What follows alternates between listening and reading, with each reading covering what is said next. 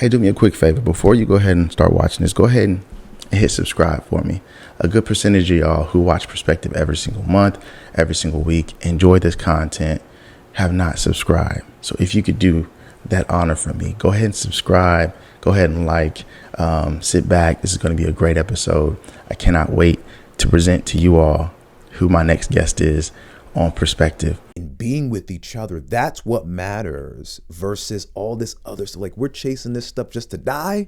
You know what I'm saying? You're going to get all this money and you're going to do all this and you're going to rush, then have a heart attack and you're gone? What for? And then what did you leave behind? Right. Who did you leave behind? What did you build? What was your perspective?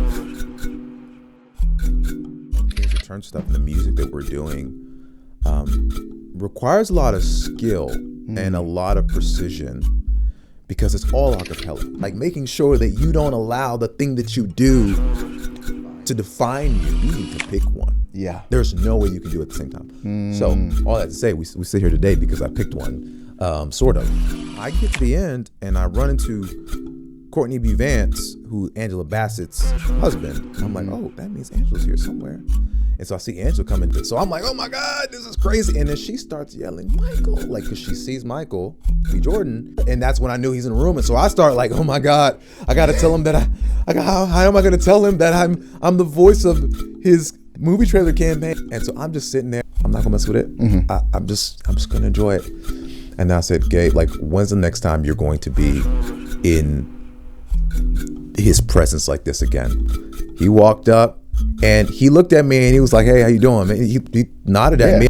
I'm good, Michael B. You know. No, I didn't do that. I voice cracked. So I came up there. I said, hey, dude, I'm a big fan of your work. I just want you to know, like, I'm actually the voice of your campaign for Creed 2. Like, I do a lot of stuff. He's like, really? And then he's like, what do you mean by that? Like, he's trying to figure out, like, what do you mean? And I'm like, Creed 2, rated PG-13. And he's like, oh, that's you? He's like, that's you. And he's like, dude. And then so he pulls Jonathan over and he's like, dude, this dude does what you call it. And Jonathan's like, wait, that's you? Right. And I'm like, oh God. Right. Yes. I'm ascending. My moment. Pop out in it all black, pull up looking like the Chalo. Yo, so what's going on, y'all? Look, I want to welcome you to another installment of Perspective. This is your first time or your second time or your 20th time. Perspective is a space designed to give you tools to reframe your perspective to transform the world around you. You know, if you've watched TV or Hulu or Netflix or wherever in the last week or so, just had your TV on, you've probably heard his voice. Today we have a guest that's really just been spanning the course of different worlds, right? Whether it's voiceover, VO acting, whether it is being a vocal, right, on a quartet group, a very notable quartet group. You probably heard him today. I don't know if you were scrolling. You might have came across a video. I don't know. And then also just being a world traveler, loving the family, rich with culture, and a bright mind. Man, you're going to hear from someone today that, you know, you want to pull up your seat. You want to, you know, stay all in. I'm gonna just read a little intro because I got to, right? I mean, let's familiarize the people with, you know, who we're sitting with today. Hailing from Dallas, Texas, known as his exceptional talent in bringing iconic characters to life across diverse media platforms. His voice acting repertoire spans video games, animation, video trailers, TV promos, and commercials, and more. Notable roles include Newcastle in Apex Legends, probably your kid's favorite video game, or your husband's or your wife's. Who knows? I don't know. KO in Van Laurent, Macaron in Hi-Fi Rush, Kel in Barbie, It Takes Two, Chainsaw, Men's Bat Devil, My Hero Academia's Lock, aka Rock, Ranking in Kings, Daisha. So many more. He's dealt with brands and companies like Toyota, Subway, CNN, TBS, Disney, Warner Brothers, Universal Productions, Apple, Paramount, Hulu. Outside of the recording booth, loves to spend time traveling with his wife. His vocals power the group named King's Return, with also being a founding member. He's also deeply involved with philanthropy through a nonprofit organization called Leitmotif, and is currently working on some upcoming projects that we'll let him talk about. Okay, I won't spoil it for him. again, enjoys time with his beautiful wife on vacations with Karina. And that's probably, honestly, let's just be honest, that's probably even a dated intro. There's so much other things that have happened over the last couple of years. But without further ado, listen, I won't hold us any longer. Y'all, welcome to Perspective, Gabe Kunda. It is an honor, What's good? Sir. I need to, what I need to do is take you everywhere I go and just like, hey, go before me and tell them who I am. Read off my accomplishments. Right. And then I walk in there. Right. With like Speak well of me. Yeah. With a red carpet and they just like applause, you know? No, I appreciate it. I'm happy to be here. Looking forward to this. I'm glad we got to lock down a time. Yeah, man. Talk. So yeah. Yeah, man. Excited to be here. It's going to be fun, bro. I remember the first few times, I'm just chilling at the house, right? And then a trailer popped up. And I was like, man, that trailer, man, it sounds familiar. Like, that's all it says. It sounds familiar. And then I remember seeing a post one day. You had a post, and I don't know if it was, I don't want to get my cartoon movies wrong, but it was something from Disney. I don't know if it was Moana. I don't know if it was Luca. I don't know who it was, but it was one of these.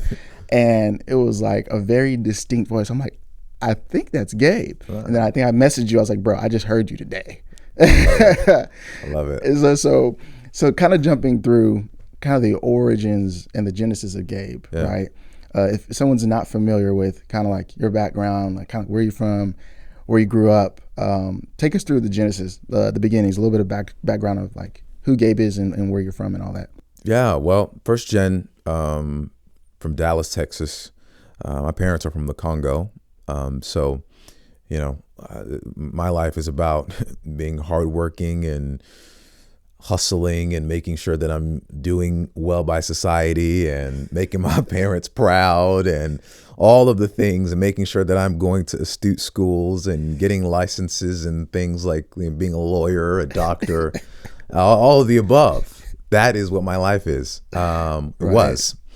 And then, you know, you grow up and I, you know, I'm from DFW, so I lived in ULAS and on the Grand Prairie, and then moved around. Arlington is where kind of the bulk of my upbringing was. But then you start to experience life a little bit, and you're like, you know what? You know, there's more things to life than just being a doctor, lawyer, and you know, a president. Because that's another thing they wanted me to do, be a president of the United States of America. Come on, Obama 2.0. Literally. The Congo. Yeah, literally. Obama. My fellow Americans. No, that's what they wanted me to do. And I, you know, the cool thing about it for me, like being raised in all these areas in the Metroplex, is like I got to experience different cultures and stuff. And I think people, different talents and folk, things that maybe if I was born in the Congo, like born and raised there, I may not be privy to. And so I'm grateful for it. But born and raised Dallas, Texas, and then Arlington was really my stomping ground in terms of how I was brought up, and I was interested in music. Music is kind of my first love. My mom used to play music around the house all the time, and a cappella stuff, quartet music, Blind Boys from Alabama, Take Six, all this stuff. And I remember I used to sit, I was a kid, sitting to the radio and harmonizing with what I was hearing and picking out the parts. And then I would go to church and try to teach praise and worship team, you know, how to sing in harmony and stuff like that. Like, who's this little kid? Go run back. Go get some toys or something. I was like, you're singing flat. Craziness. But that's just kind of, I loved music making. And so I thought I was going to be a singer growing up. I was like, I'm going to be a singer. I'm going to be an artist. I'm going to be able to do that. And so I went down that track in school. I'm also a PK, by the way. So yeah, my dad was a pastor and everything, and so I really got to flex my musical muscle on stage. Praise and worship. But anyway, I went down the music education route in terms of like I was in choir my whole life, and like, you know, singing classical music, Baroque music, show choir tunes, jazz stuff. And then I was like, man, how do I major in choir? Because I loved collaboration so much and vocal music so much. I was like, I want to major in this thing. They were like, well, the only way you could do that is if you go get a music education degree and you teach choral music. So I was like, that's what I'm gonna do. So I went to DBU, graduated, went to DBU, and we can talk about the difficulties of that, because for sure, please. My school didn't think that I would be able to go to a 4-year university. They thought because I wasn't good in class, I wasn't like with math and like science, I just didn't care. I wasn't interested in that. So I never really applied myself in the way that I think they wanted me to. And so they were like, he's not going to go to a 4-year college, 4-year university. And I proved them wrong. And I went to DBU. But let me tell y'all too, you take SATs and ACTs and all that kind of stuff. I'm telling you, like I failed all of them. You can't. I don't know if there's a failing, but I tested below average. Very low. Very low. Yeah. The thing was, I had already auditioned for the music program, and they were going to give me a full scholarship to go to school and sing, but I wasn't accepted into the entirety of the school because they didn't have my test scores yet. Boy, they got my test scores. They're like, you're not coming here. DBU denied me a couple times. Wow. Yeah. They're like, no. Return to sender. Yeah, literally. Go back from whence you came.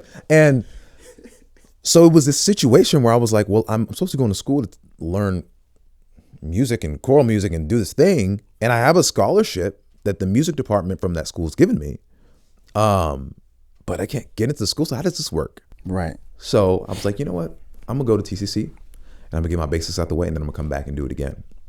So literally a week before school started at DBU, I'm registered for TCC. I'm ready to go. I'm got my backpack on. I'm like, my first year of college, right? Community college, right?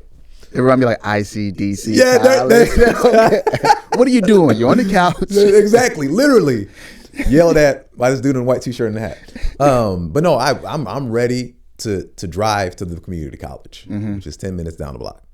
And then I get a call from DBU saying, hey, we reviewed your application. We prayed about it together as a faculty. Wow. And there were a few people that we were praying about to see, to come to here, and you were one of the ones. And I remember getting that call. It was a Friday afternoon, right before Monday, school started, and I was like, what?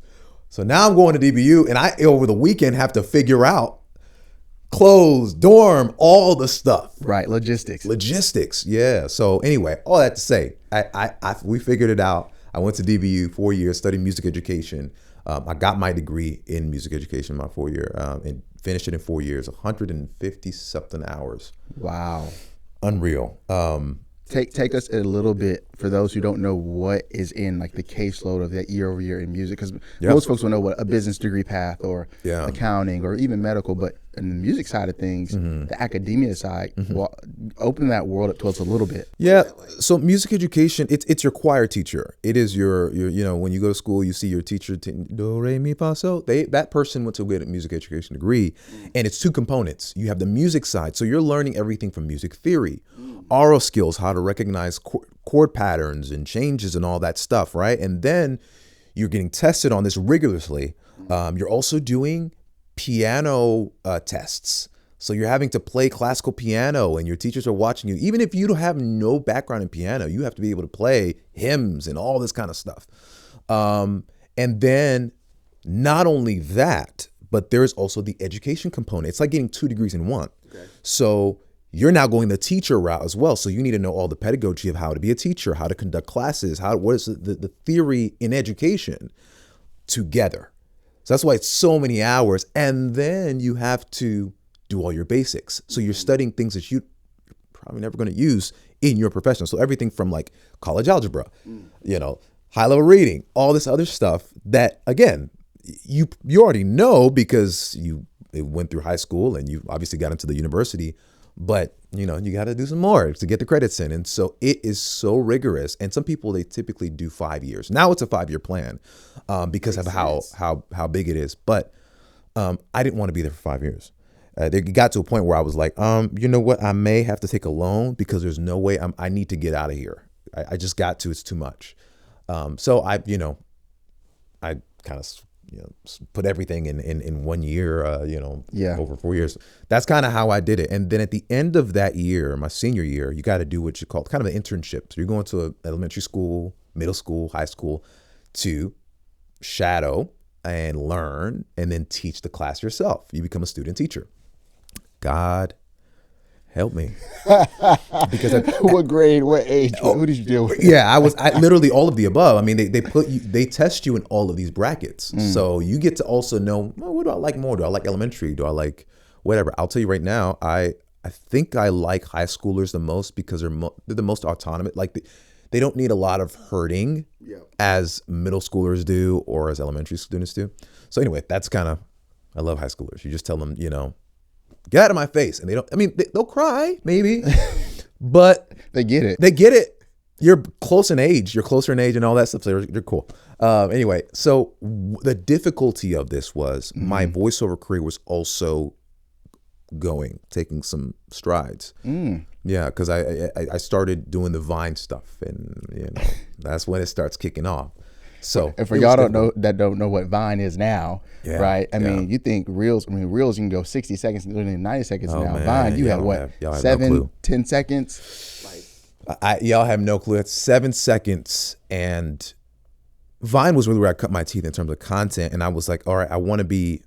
I realized that I want to get this voice acting career, and I didn't really talk about the background of how the voice acting thing came up, but we can talk about that later. We'll get there. Yeah. But I was like, I need to get a way to have this content out there, so I went to Vine in order to express myself and look at the goofy voices I can do and all that kind of stuff in 7 seconds, and then also doing this thing where I was harmonizing to other people's vocals on Vine. So if you don't know, if you go on TikTok right now, you can see people harmonizing to each other in different boxes and stuff like that. It's very curated, very chic. Right. Very Brady Bunch like. Brady Bunch. Exactly. Brady Bunch like. We didn't have that back then. We had, if you had an iPhone and you had an iPad or maybe an iPod, you had to stick your phone over the video and press play on the video and then harmonize to the video and then post your video up. Of both. Gosh. And then that's how people heard your ideas and stuff. And we didn't know anything. This is just how we're creating. But it started to go viral. A lot of people were revining, is what they call it back in the day, and sharing it and stuff. And that's how I was building my audience, by doing the musical stuff and the voiceover stuff at the same time. And so when it came to a head my senior year, I was doing so much content, and finally it was time for me to get a voiceover demo to get represented. I was also teaching. Like student teaching. So I would be over there, do, re, mi, fa, so, and then my phone, and I look at my phone, and it's like my agent saying, hey, Fox needs you in 10 minutes. But I'm like, I'm teaching kids right now. Right. How am you I didn't supposed get to the Latino. Yeah, no, we stopped it. So I'm like, bro, what am I gonna do? So at first I would lie to my, sorry if my teachers are watching right now, my cooperating teachers, I would lie to them and say, hey, I have an emergency. I got to get back to the dorm. It is an emergency on your destiny. But how do I explain what I do to people who aren't, it's voiceover. It's like, what are you talking about? Are you just trying to skip class? No. I do this, And so I would hop in my little Hyundai, my 1999 Hyundai Accent and down I-20, punching it. I mean, foot through the freaking floor, Flintstoning it. Trying to get there. Swerving in, getting into the dorm and recording. And I was doing that so much. And then it started to become okay, no, you need to pick one. Yeah. There's no way you can do it at the same time. So all that to say, we sit here today because I picked one, sort of. I picked voice acting, but I'm still able to get my cake and eat it too. So in music, so it's been great. Bro, that is an amazing story, bro. Amazing process.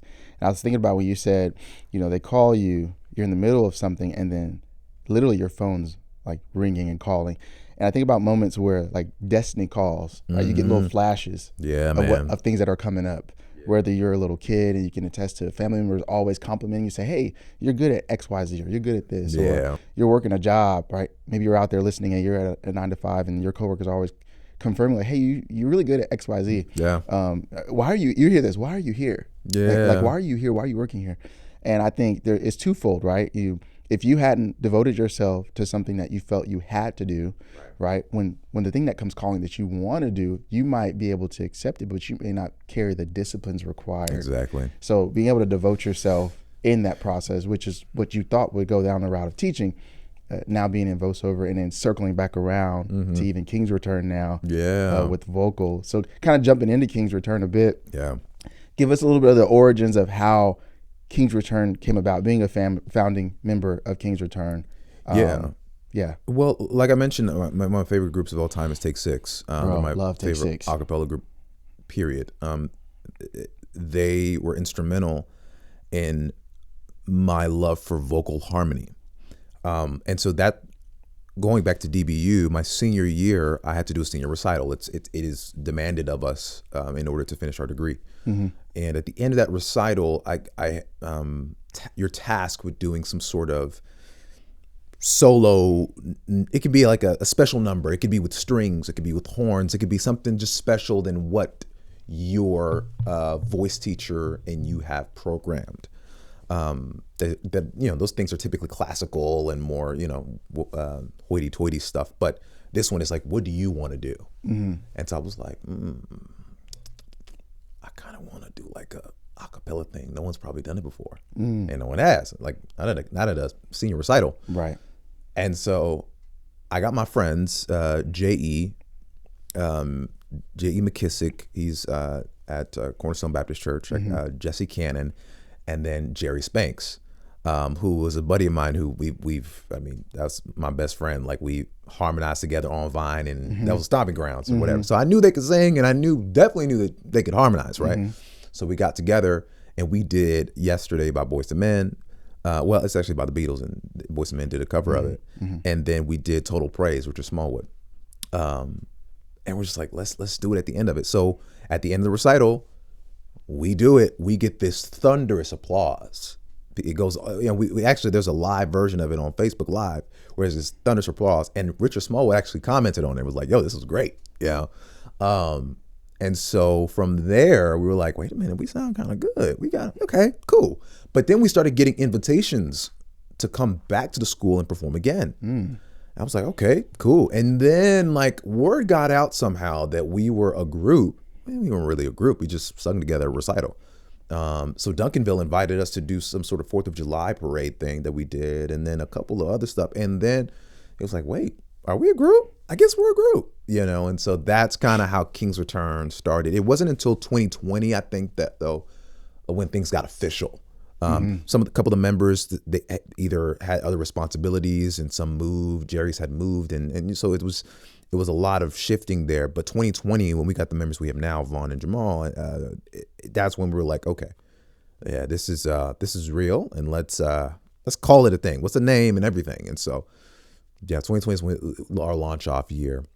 We have the pleasure of doing things literally that next year. We were doing some for Apple, a movie for Apple, and we toured and created projects, and then folks like Cynthia Erivo, David Foster, all those folks have been able to listen to us and like, yo, we love your music and stuff, and it's just like, what, unreal. And so that's kind of how King's Return took off, and it's kind of become its own little like, just like a place, a respite for me, because I do so much voiceover as my main gig, and I always tell people it's important to have something else outside of the realm, of what your main thing is, just to kind of break it up a little bit. There has been many times where I've been like really stressed in that area, and then I go away. I was like, okay, I'm going to rehearsal and I'm going to do my thing, and then I come back. I'm like, okay, I'm glad to be back. I'm excited about this again, whatever.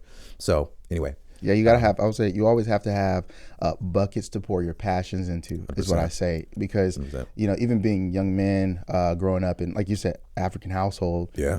The aspect of career and enjoyment and passions, and what is going to be your career, what is going to be your future. Everything is kind of focused on your ability to provide stability, right? Absolutely. For you. And there's not a premium on like artistic expression or creativity. And so, while you have your primary, the fact that you actually, devoted yourself to something, you give yourself the benefit to go enjoy something, right?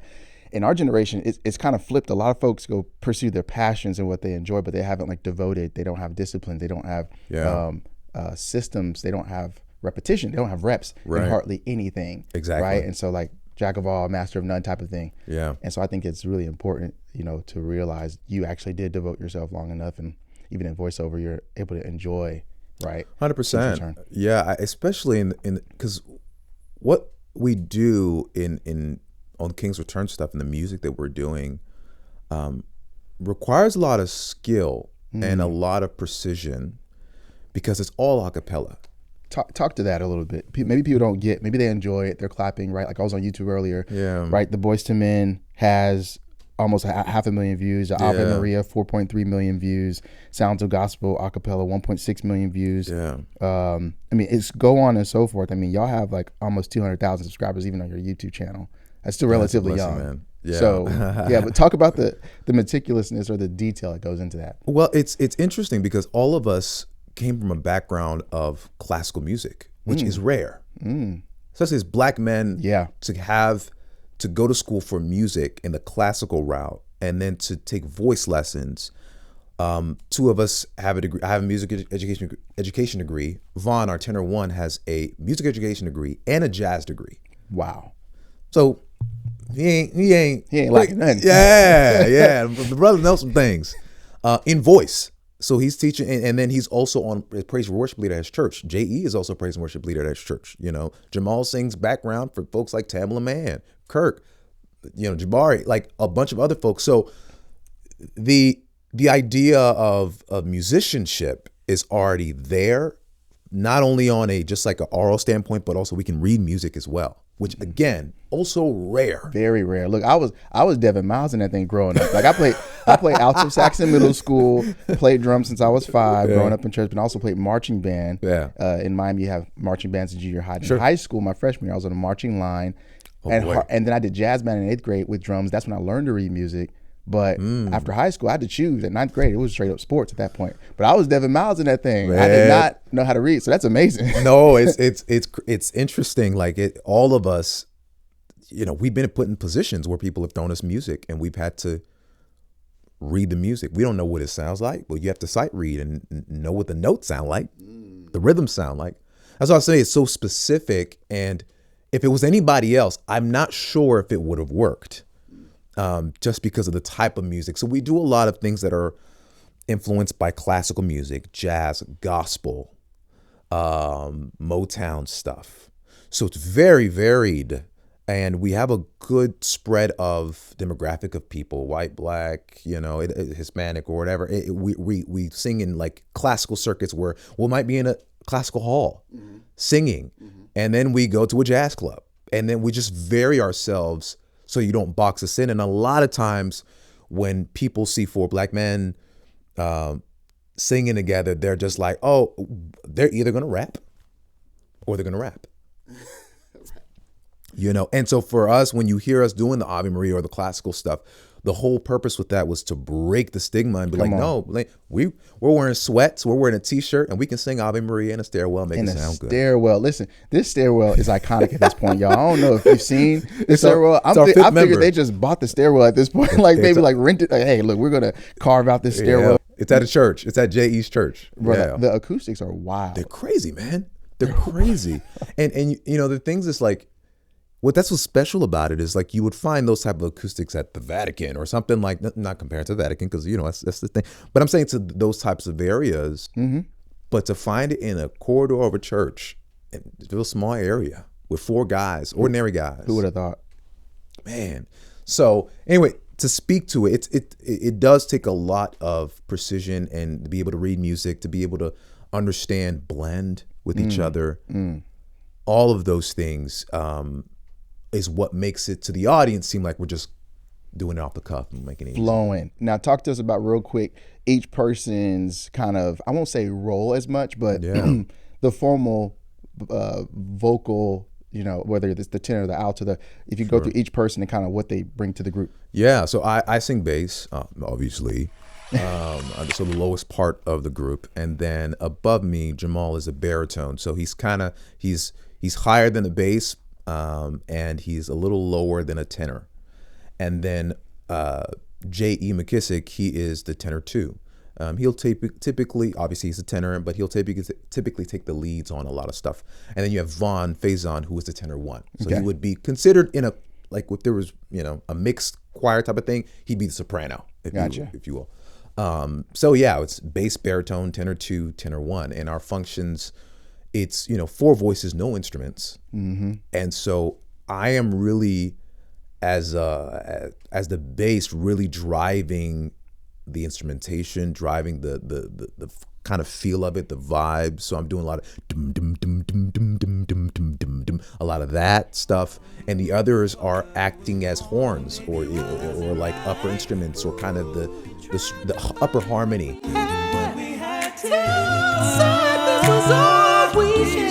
We were scared. This affair will leave our love into. Oh, something happened along the way. What it used to be happy and safe. Something happened along the way. And yesterday was all we had. And oh, after the love is gone, oh, how could you leave me on? Not let me stay around. Oh, yeah, after the love has gone, what used to be right is wrong. Yeah, man. I think my favorite part is like the harmonious beatbox aspect. Is what it sounds like to me. It's like the bass line, the chords. I hear you mimic drums, you mimic foot tapping. There's a little bit of clapping in there, and so it's like very rich with a diversity of sound. And speaking of that, like when did you learn to do that with your voice, and then when did you find out like, okay, wait a minute, this is I'm onto something? Yeah, I've always, like when I was in middle school really middle school is when I was doing a lot of beatboxing stuff, where I was doing like you gotta give us something. Beat, like, well, you know, I was doing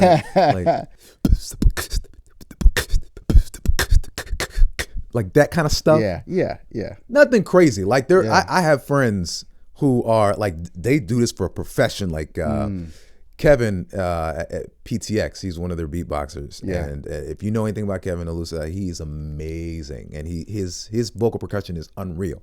So I'm not on that level, but I do enough to kind of drive it. And I think back when I was middle school, I would do that a lot for people who were the rapping or whatever, kids were rapping. It's like, you know, and I would also just kind of do like pencil beats and stuff like that and all that. I would do that so much. And so that was just for fun. Like I never thought I would actually use those tools later on. Right. But sometimes, especially with us being a 4-part band, people always ask us, are you ever going to add a beatboxer? And it's like, maybe not. Hey man, can I submit my application? Hey, you don't sound great. Look. So, backstory: my good friend LC, back in 6th grade, he taught me how to beatbox on the back of the bus. Oh, okay. It got to the point where I started beatboxing a little better than him, and we always make jokes about it till this day. But like, for example, let me see one of my Justin Timberlake. Iconic. Or we can go. You're with hired, this new, by the way. See if we did a cover of that. Depending on where we do it, you're hired. Hey, look, hey. No, like that kind of stuff, like those kind of vocal percussion stuff, like I loved. Couldn't do all the things, but I wanted to kind of figure out how do I implement that into what I do with King's Return. And it's helped us because we are 4-part and we don't have, in a show, when you're trying to get the audience to move and stuff like that, it helps to have some sort of that vocal percussion ability. You make it work, man. Y'all make it work. Where you get in? Top 2 favorite, I guess, songs or pieces you've done, because y'all done some really legendary compilations. I don't know if y'all have seen these, but I've seen the Usher the medley tribute stuff, compilation, which was wild. Yeah, dude. I've seen the Boyz II Men that y'all have done. Even the collaboration recently with Mac. Oh yeah. So Matt is actually the bass of Pentatonics. Matt Sally, yeah. He's with Pentatonics. I think my favorite thing that we've done is our cover of After the Love Is Gone, Earth, Wind and Fire, The Elements. That was arranged by Tahila Alfonso, who's Grammy nominated arranger. it's just the opening of that piece is so breathtaking. Just where we are in our registers, and that's the other thing about our group as well is that we sing all over our ranges, and we have solid, like Jamal, J.E., and Vaughn are solid, great tenors. Even though Jamal sings baritone, he's a great tenor voice. And so when we're singing unison stuff or stuff that are really high, it sounds crystal clear. And so if you ever get a chance to listen to that cover, it's a great one. And then I guess the second one would be our cover of How Deep Is Your Love by the Bee Gees. And that one, because it got nominated for a Grammy in 2023. So that got us the Grammys and you know, experience what that life was like. So yeah, those are my two favorite arrangements that we've done thus far. Now with the Grammy visit, the trip to the Grammys, what was your like most, like, I won't call it geek out or fanboy moment, but who were you really excited? I think I saw a clip in an interview you had one time about someone that walked past you, like, oh my gosh, that was, but talk to Taylor anybody. Swift. I have to go, I stop you right there. Taylor Swift. Blew my mind. I mean, DJ Khaled was there. Everybody was there. Beyonce was at that one as well. It was interesting because once they announced that Beyonce was coming through, they don't announce it. The way you know is that everyone gets shoved out the way. Whether you're a celebrity or not, it doesn't matter. You could be in your interview talking to press. They will shove you out. They don't care. Beyonce's coming through. Wow. And so I couldn't even get it because I got pushed all the way to the back. So whatever happened. I did see her at the show, but no, one person that kind of starstruck because I was like in their vicinity was Taylor Swift. She walked right next to me, looked at me in my eye, and I literally was just kind of like, I felt like I was in a dream, like, because you see these people on TV all the time. You know how, I mean, she's one of the biggest artists, stars, names, all that, you know, all the things. And so to see her and then her smile at me and say, investor, CEO, podcast host of Diary of a CEO, incredible genius, one of the most influential individuals of our generation, and probably arguably the most influential individual in the UK. So influential that the Prince literally asked him to spend a day with him. Man, it's wild. Hit 6 million subscribers on the Diary of a CEO. So me and my team would like to do something we've never done before as a little thank you, and we're calling it the Diary of a CEO subscriber raffle. And here is how it works. Every episode this month, we're going to pick 3 current subscribers at random, and we'll send one of you a £1,000 voucher, one of you tickets to come and watch the Diary of a CEO behind the scenes live with our team, and one of you will have a 10-minute phone call with me to discuss whatever you want to talk about. If you're a subscriber, you're in the raffle. I had the conversation with him, and it was kind of surreal, opening my eyes to what's possible. You know, that conversation, you couldn't request that moment. I mean, not only is he dealing with all his companies that he runs, the new offices, the HQ in the UK, studio in LA, studio in New York for Diary CEO, and constant shoots. He's always traveling on the go. And for him to make that time to speak with me, man, it's crazy. OpenAI, ChatGPT, Anthropic Claude, Google Gemini, Facebook Meta, a couple Llama, a couple other popular AI engines. Put a credit card, you pay $20. You can even get a free model, and you're off to the races, and you now have access to AI. That wasn't possible 5 years ago. AI is now broadly accessible to pretty much everyone, but at least vast majorities of the population. But the AI that most people are familiar with is called part of your currency, and your wealth is measured and influenced. But I produced a Beyonce song, Best Thing I Never Had. So I've never played with her live, but I did produce that song with my dude S1, a couple other producers as well. Babyface wrote that song. It's crazy. It's like, what? Babyface? Side note, and you're probably gonna be like, this is not a side note, but my dad and his brothers, they had a #1 hit back in the day called Roses Are Red. Babyface wrote that song. So how does this, years later, 20 something years later, that was like late 80s, early 90s that song came out. And like, then in my mid 20s, I ended up producing on a song that Babyface wrote for Beyonce. just crazy how God just circles things back around. Like, to give you an opportunity. With crisis comes also opportunity. And the opportunity we were gifted was the infrastructure of a man is the man himself. And the intangibles he embodies: leadership, accountability, character, being creative, being a initiator, also being able to have intelligence, emotional intelligence, awareness, emotional endurance, selflessness, servitude, vision, direction. This is the infrastructure. And a lot of men are not told in their dating years to focus on investing in your intangibles. You convinced yourself, because you've minimized leadership to financial means, that you have not provided a direction and a vision and a framework of actually living and growing a family, living and growing a relationship, living and growing a marriage. And so you're thinking, what more am I supposed to do? Got the house, got the car, got the career, got the profession, money in the bank, we're good.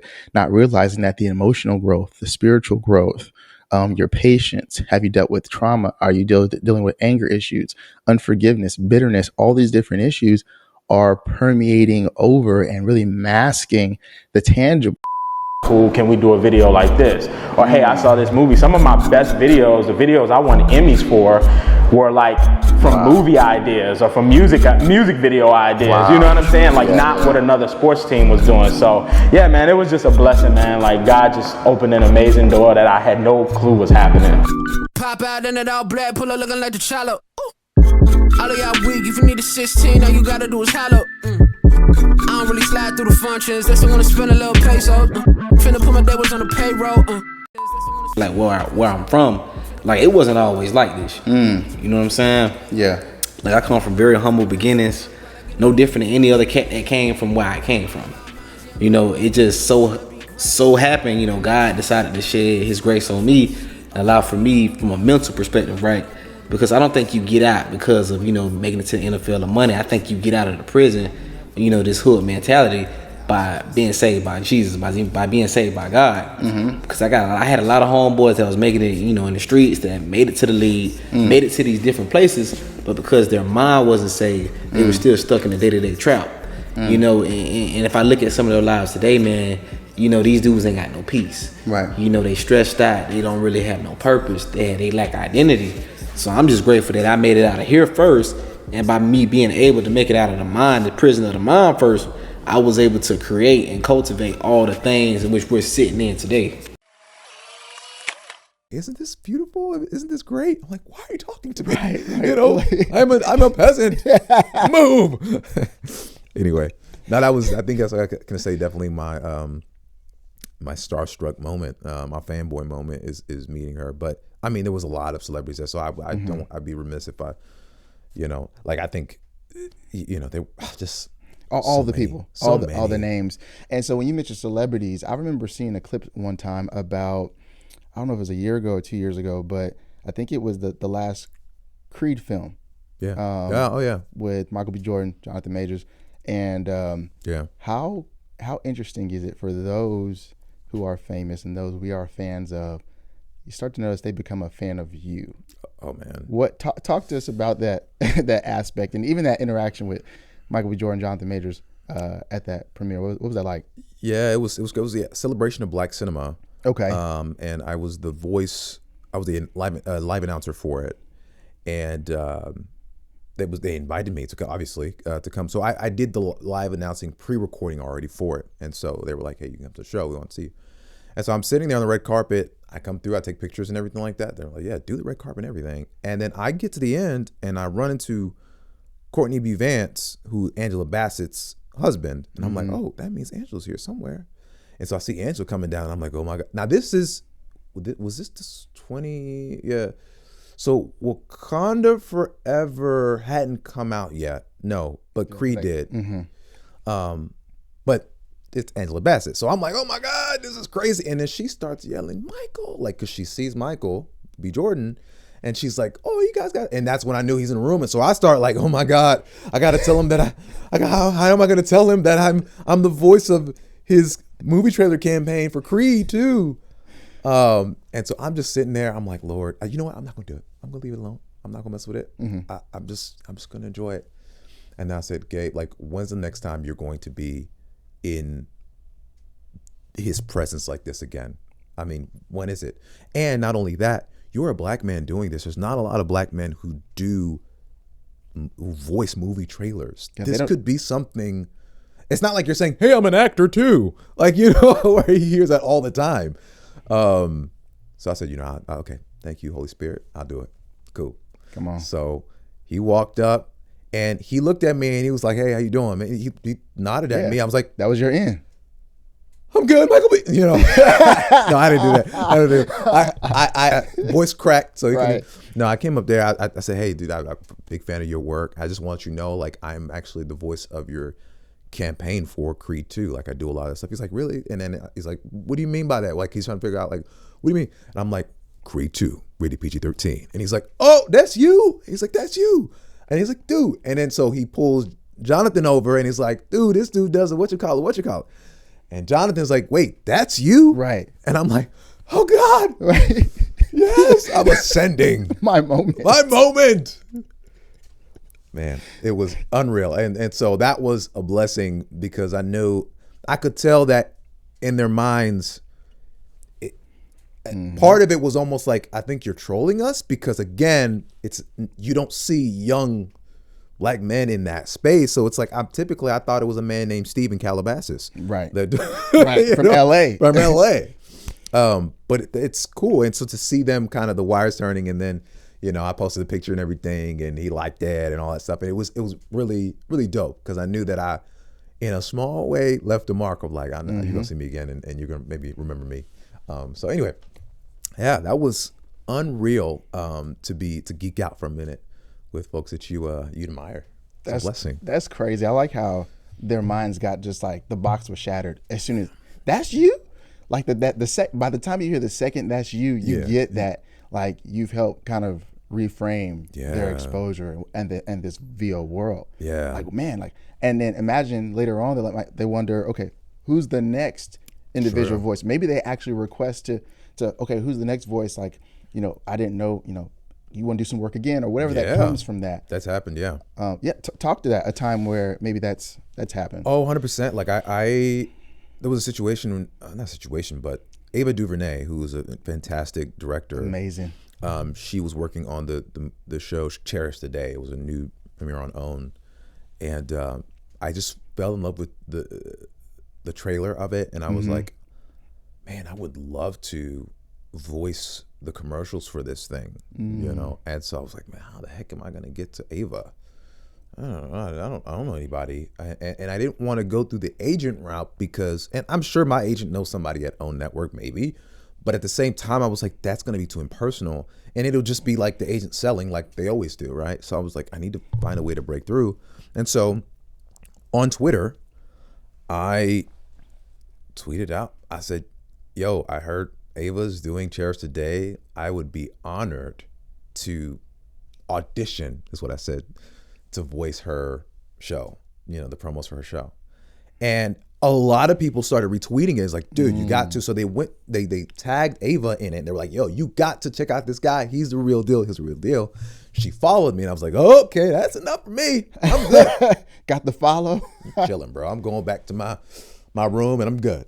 But then I got an email, like literally the day of. I got an email from my agent, or a call. My agent, she's like, listen, somebody at OWN Network requested you for this show, Cherish Today. I think, do you know what's going on with that? I was like, oh my God, that was Ava. Like she followed me and she liked the tweet and everything. That's her. This is coming from her. Wow. And so they're like, yeah, she was like, we haven't worked with OWN Network in a long time. So we were just kind of like, where did this come from? Did you audition for it? And we're like, well, I mean, I auditioned maybe by the tweet. Now I got to show up and actually crush it. Right. And so anyway, that's kind of how that happened. And she requested me for a couple other things and projects and stuff like that. So putting yourself out there and just like, you know, shoot your shot. And not only shoot your shot, but also I tell people, be ready. Be ready, stay ready so you don't have to get ready. Right.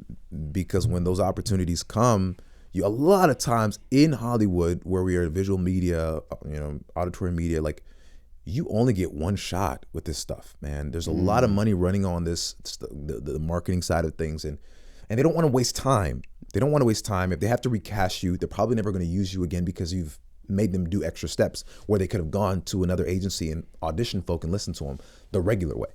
And so I always tell people, I was like, it's fine to want something, but you have to be ready to kill once that thing gets in front of you. Right. Man, that's so imperative, because from the outside looking in, some might think, oh, he's made it, or, oh man, I've seen him all these, features and spots at this point, and they think you might have just like popped up like, voila, like here I am, and not realizing the roots that are deep. Yeah. We were talking the other day about, this proverbial iceberg that folks don't really see. Yeah. All that you've put in on the bottom of that in the foundation. We'll get back into some of the VO and the Wakanda Forever spotting and all that. But talk to the side of being a voiceover actor, the things that people maybe aren't aware of or don't see. I mean, I get that a lot. I get that and it just feels like you came out of nowhere and then you just started launching and you're doing this and you're doing that and you're constantly working and this and that and the third, and it just happened for you. And it's like, I promise you it did not. I back in high school, when I discovered my love in 10th grade, when I discovered my love for voiceover, the first thing I did was I told you my dad's a pastor. Mm-hmm. I went to the church. I stole the bass amp that nobody was using, but it belonged to the church. He said, I permanently borrowed it. I grabbed it. I said, Lord, you know my heart. It's in my home. I will bring it back. No, I grabbed it. I took a microphone and kind of an XLR cable, and I took it home. Didn't tell nobody. I put it in my dad's trunk. Didn't tell nobody. Drove home, la la la la, smiling. Look at this, the window's nice, it's a beautiful day we have today. Waited for my dad to get inside. Moved everything inside through the garage. Got it in my room, and I remember every night I shut the lights off and just like hook it up and read into the microphone. Just, I would read whatever I wanted. I was like, what would I sound like if I was doing something for WWE? WWE SmackDown. My voice was really high at the time. WWE SmackDown versus Raw. Or I would do commercials. McDonald's, only $9.90, whatever. And I would just random commercials in the dark because I didn't want anybody to know that I was working on this. They just heard rumbling in the room. They were like, what is going on? What's happening? Is he playing a movie or something? No.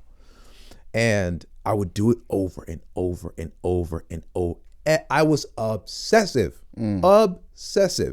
over trying to get the read down. Now, mind you, I didn't take any classes. I had some acting background because I was in musical theater in high school, but I didn't have any sort of no one sat me down and said, let me show you how to do voiceover. I was just trying to figure it out. Right, nothing formal. No, nothing formal. Nothing. But my music ability inside helped inform the ability to hear what I was hearing on TV and replicate that. Sure. So I'm listening. I'm like, okay, he did that. All right, let me do that. And so I would do that for months and months and months and months and years. And then I got comfortable enough to say, okay, now I want to start auditioning for stuff online. If there was these websites you can sign up and then audition for voiceover projects. Yeah, I had no business doing that, okay, because I didn't have the money. It was $399 a year, and I took my dad's credit card, again stealing, but God knows my heart. And I paid my dad tenfold. My man is low key just building a criminal career on the side. Grifting. Y'all didn't know that, man. Y'all, He said, I got it out the mud. I don't even like mud. Yeah. No, man, it was crazy. But I took my dad's credit card. We didn't have nothing. But I was like, bro, if you just give me this chance. And I did it. Wow. And I started auditioning for stuff. And then I started booking these online jobs. And so I was able to kind of pay my dad back with that money, but also make some money for college and books and stuff like that. And I was like, wait. And then I started making a challenge for myself.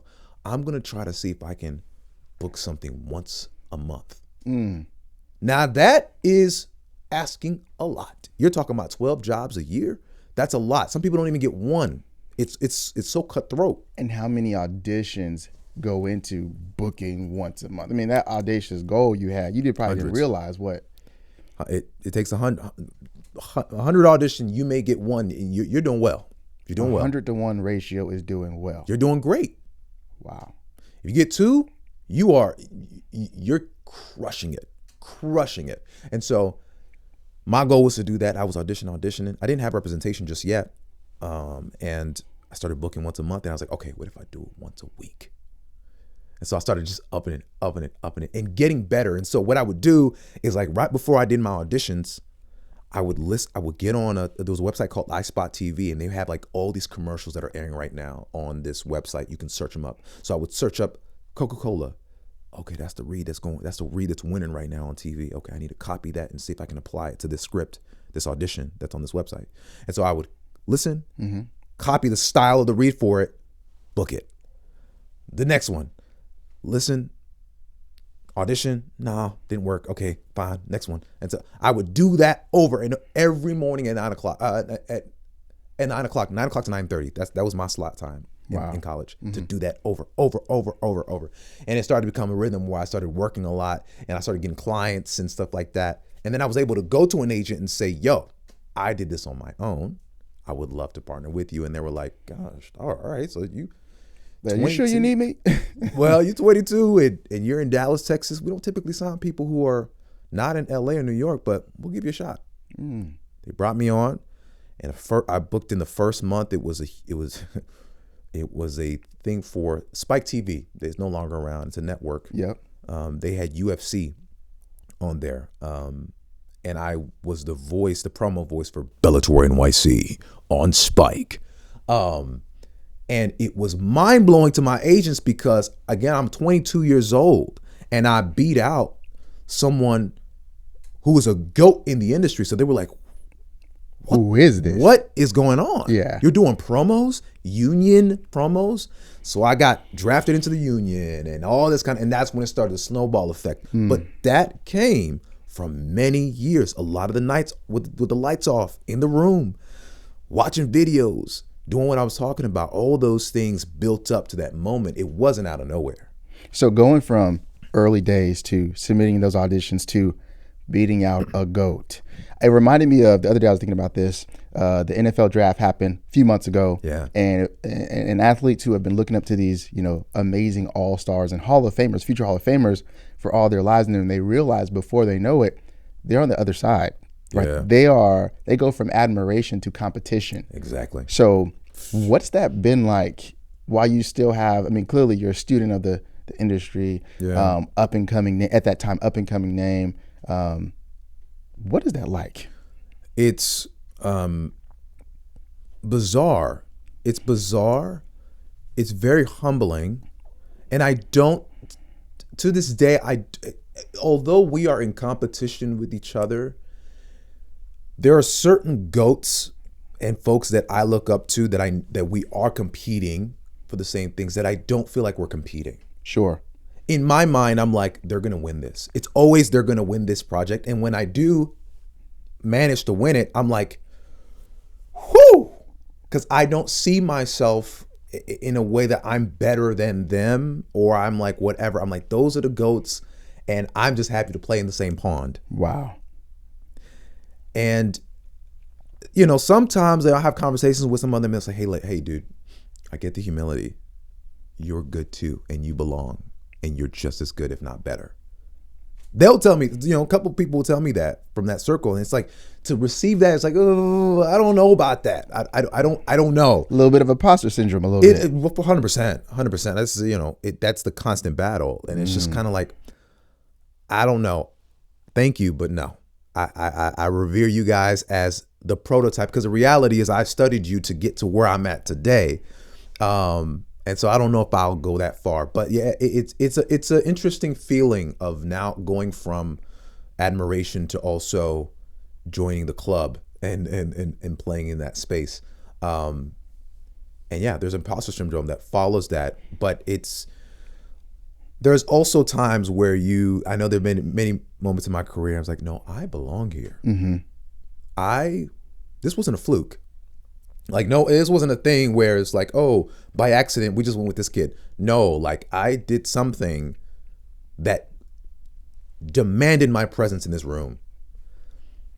And when you find those moments, because they don't happen all the time, we go through moments in life where it's like we feel like we're on top of the world. We feel like we're at the bottom of the world, and we feel like we got it. And there's ebbs and flows. But when you catch that moment, I always like to write it down in a journal, and I will have a timestamp of this moment, why I felt that way, what happened, and I like to detail that so that in the days that I am at rock bottom, I can reflect and be like, what was it? Because at a certain point, I felt like I was there. I felt I belonged. Why? Okay, let me read. Oh, that's what happened. Okay, or I was in my high, like I was feeling confident in myself, and then you start to separate what you do versus who you are, because that's the key too. Is like making sure that you don't allow the thing that you do to define you. And how do you get to that point right there? You know, like it is a lot of accountability. Mm-hmm. You know, I've got a therapist. I go to church. There you go. And by God's grace, I have a loving wife that helps me keep that in check. There are things that you have to, like even life stuff of being a husband and tapping into that and being intentional about that and understanding like it, not only being a husband, but also like life instances like my mom passing away, where you realize this stuff matters. Like this, the human connection and our relationships, the gifts that God's given us in being with each other, that's what matters versus all this other stuff. Like we're chasing this stuff just to die.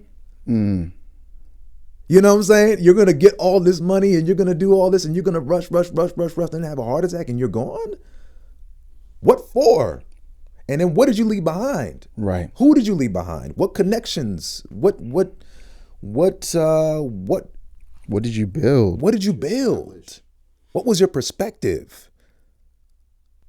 And so, unfortunately, it took that type of a loss to realize what there is to be gained in staying connected and grounding myself. And so there were moments where like prior to my mom's death where I was like, hustle.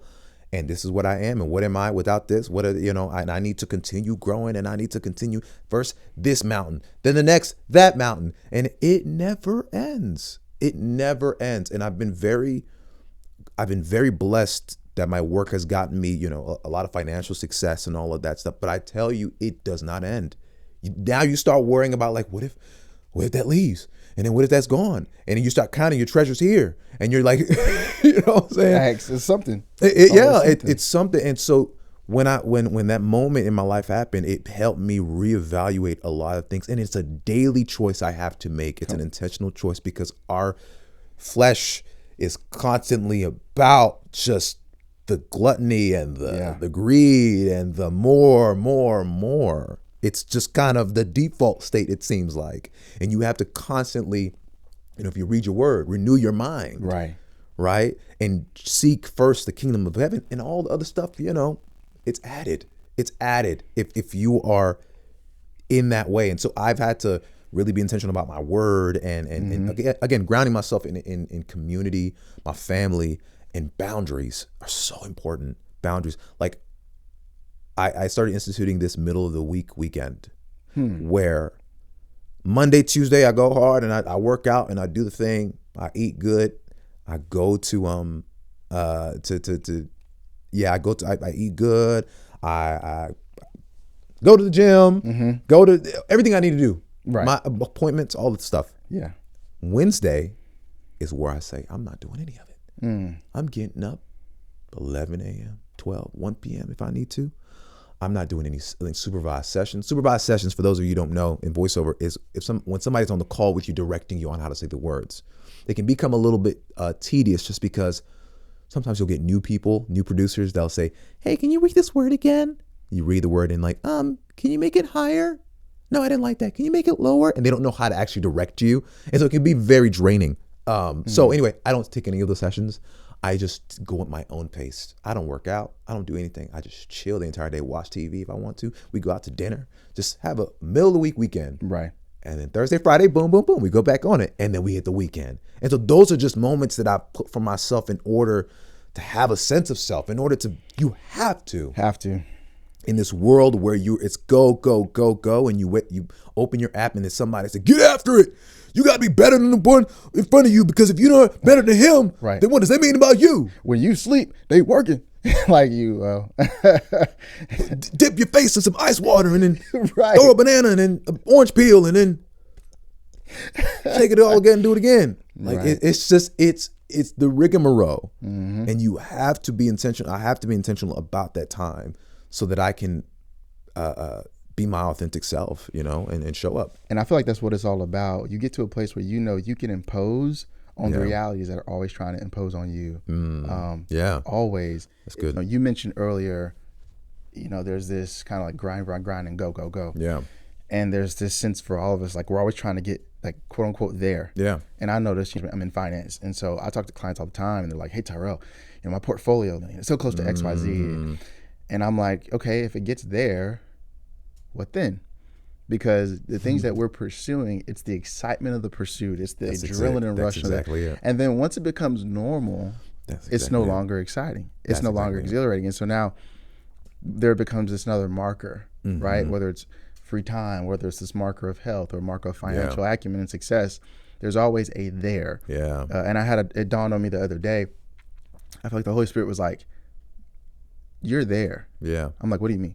He's like, well, where you are right now, right? You made a set of decisions that got you there, but also by the grace of God has carried you there, and these were your goals as well. Yeah. And so now, there is now here. Yeah. He's like, so you're already here. If you can understand, there's no going there, because wherever your feet are is there. And I was like, He's like, yeah. Make up in your mind right now that you are there. Yeah. That you've arrived there, and that way, as you matriculate through different milestones, you can have an appreciation and a gratitude, and a little bit of a secret weapon of always being present, right? In light of getting, what the world says is there, exactly, right? So I think that's just really vital, man. And I hear a lot of that in what you're sharing. Yeah. If you could tell younger Gabe, 18-year-old Gabe, even, knowing what you've experienced now and the journeys you've had, what would you say to him if you had maybe a 10-minute conversation with him? I would say you're doing great. Because in that time, college, you're growing up and you're chasing after something you don't know. It's up in the pie in the sky. You're just going after it. You have no sense of if you are going the right direction or not. There's something you're feeling. There's something that is pulling you to do this thing. But you're like, I don't know if I'm going the right path when I see people going the other direction. And I just want to say, because I would lose sleep over it. I'd be like, but that person did that. But also, like, I'm not as smart as that person. And the way they did it was, and I to give myself some peace at night so that I can clear up my mind for other things that are necessary. I'll say, hey, Gabe, you're doing great. Keep going and enjoy the process. I was at the creative height that I was at was during the moments of the hustle and that process. Because it's something special about when you're given little and what you do with that little. Sometimes we're just like, I want this, and then if I have this, and if I have this, and then I have this, and then I shall create my masterpiece. No, you're gonna get overwhelmed. You're not gonna know where to start. You're gonna touch this, you're gonna touch that. You're like, wait, there's too much. Now I need somebody to help me. Now I have another bill. Now I have an extra. Versus, I had something small. I had a smaller dormitory. I had a microphone, $50 mic. I had my MacBook that somebody had given. My mom had gave it to me.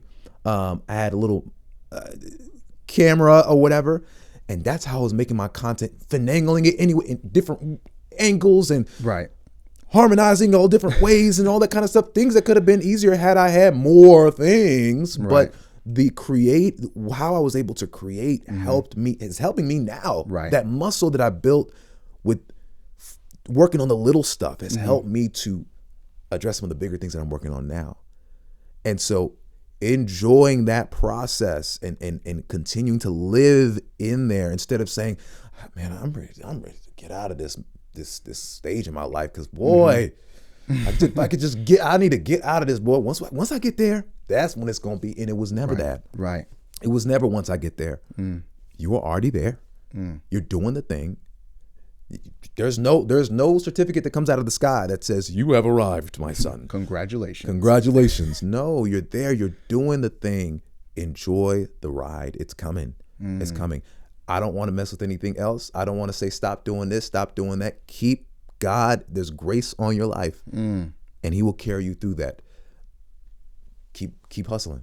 Keep doing it. Keep doing it. And keep Him. And there were moments like at DBU. There's like this. What I would do every Sunday, there was this kind of railing. It's overlooking the water and it's like the bridge. And I would go there every Sunday because I would be scared as heck for the week. Because I just didn't know from a educational standpoint, like we would take tests and stuff like that. And I was like, I don't know how I'm going to make it throughout this week. So I go out to that railing, I open my Bible, and I'm like, God, help me, Lord. And I'm praying every Sunday. I would get there. Lord, I don't know how good I'm doing, how far I am from my goals, but, I trust you. Whatever, we're going to keep it rolling and go. And that kind of stuff, you tend to lose as God gives you what you ask for. Yeah. The very thing that you prayed for, the very thing that you fasted for, the very thing that you were pursuing. Yeah. God's so good and merciful, gives you that, and then you tend to amnesia. Facts. Amnesia. And then you think it's by your works, and you think it's by, this connection, and this person got me here, and this, and you forget. But He continues to give. And so anyway, we could keep on going, but I tell my younger self, I was like, you're doing a great job. Keep it going. Yeah. And allow God to keep walking in the path that God set for you. Listen, we'll probably have to do a part 2, y'all, because it's just too rich. But as far as being a married guy, and also in the industry you're in, and also being a man of faith, those three, how do those worlds either play off of each other or support one another? Being a young guy, married, also in faith, but also in multiple industries. Yeah, it's tough. I mean, it is tough to try to balance. I'm gonna be honest with you. I don't think there's a balance. I don't think there's balance. I think it's what you prioritize and what you're able to do in the moment. But I don't think there's a way I've got both of them. No, there's just not. Because our industry is so fluid. Like, she's an opera singer, and so she's got gigs and things that people are calling her to do. And so sometimes she has to travel, or sometimes she has a thing, where she's got to go teach kids or whatever. And so it's at different times. Sometimes I'm traveling, like tonight, I go to LA, like I have to go do some work out there, and then I come back the next day, and then next week is King's Return. So it's always something. And the balance, I guess you could say, is us saying, hey, we have a date night. We've scheduled. We're going to schedule a date night. If there's one thing about the Kundas, we will schedule a date night, because that's where we get to connect in equilibrium and just equal. Okay, so what's happened this month, or what's happened this week, or whatever. And that's our connection time. And we watch a movie together. We love movie nights. We go to Friday movie nights late at night, like 11 o'clock at night, and it's just us in the theater. That's our thing. And look, those are the moments that you cherish and that you have to keep in the mix, because this Hollywood stuff, man, I mean, it's torn a lot of families apart because they've just been like, they'll be there when I'm back. Ain't for the faint of heart. No, it really isn't. So I recognize that, and I needed to be, as a man of faith, and because it's like, you're the head of household and all that stuff. And well, part of it is defending your marriage, and defending that marriage means date night. Yeah. Means against the enemy, right? Yes. Date night means movie night, means let's have just a moment to just talk. Have hard conversations. Hard conversations. Let's lay in bed and watch TikToks. You see this? Let's vacate. Let's laugh. Let's vacate. Let's go to a trip. You want to take pictures? Let's for fun. Let's just go. Let's find a place. Let's just go take pictures for fun. Cool. Edit. All that kind of stuff. And let's play video games. She get her Nintendo Switch. I got mine too. And we in bed like this. You did that? You what? That's just how we do. And whatever you do, whatever gives your marriage life and what gives you guys joy, you tenfold. Do it again. Do it again. You buy when it's low. You buy when it's low. You invest in that over and over and over and over again. So that's how I try to keep it. But it's not easy. It's not easy. And the way you make it easy is by being intentional and communicative. Man, that's amazing, bro. Man, so much more to get off the bone. But man, I really appreciate you hanging out, spending some time, shedding some light Thank on you, your brother. perspective, your It's fun. experiences. Yeah, man, we'll have to circle back and do it again for sure. I'm down. Where can folks stay connected, follow you, Yeah. keep up with what you're doing, and King's Return and VO, all the things? Yeah, I'm on Instagram at Gabe Kunda. I mean, all the social medias you can find me at Gabe Kunda. Easy. King's Return the same way. Official at King's Return. Oh, at Official King's Return. I'm also on YouTube. I do a lot of content on there because I play games on there all the time with folks who watch me. Just gameplays of different games that I love, and I'm also voicing. So if you're interested in that, I'm on there as well. But you know, I'm all over the webs and stuff. So Dope. I'm not hard to find. Dope. Hey, shout out Coach Prime. I'm not hard to find. Come on. Yes, sir. Hey, no copyright, man. you know. No copyright, exactly. Man, listen, if this episode inspired you, if it encouraged you, if it motivated you, listen, share it with someone. Like it, comment, don't forget to subscribe.